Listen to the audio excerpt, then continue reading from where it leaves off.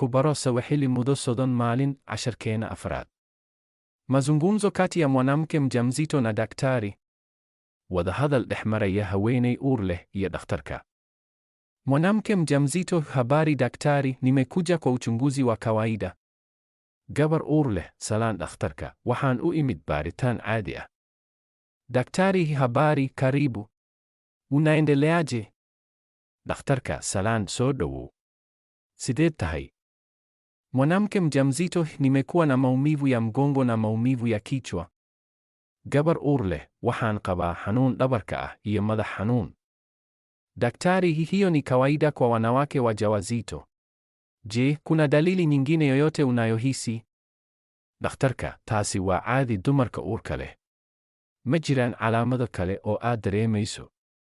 Mwanamke mjamzito: hapana, lakini mtoto haonekani kuwa na harakati nyingi. Gabar uur leh: maya, laakiin ilmuhu ma muujinayo dhaqdhaqaaq badan. Daktari: sawa, wacha tufanye uchunguzi wa haraka. Tunahitaji kuhakikisha kila kitu kiko sawa na mtoto. Dhakhtarka: haye, aan samayno baaritaan degdeg ah.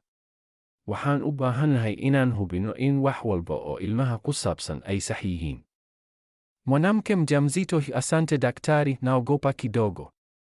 Gabar uur leh: mahadsanid dhakhtarka, waxaan dareemayaa cabsi yar. Daktari: usijali, tuko hapa kukusaidia. Tutajua mara moja kama kuna tatizo lolote. Dhakhtarka: ha welwelin, waxaan halkan u joognaa inaan ku caawino. Waxaan si degdeg ah u ogaan doonaa haddii ay jiraan wax dhibaato ah. Mwanamke mjamzito: asante sana.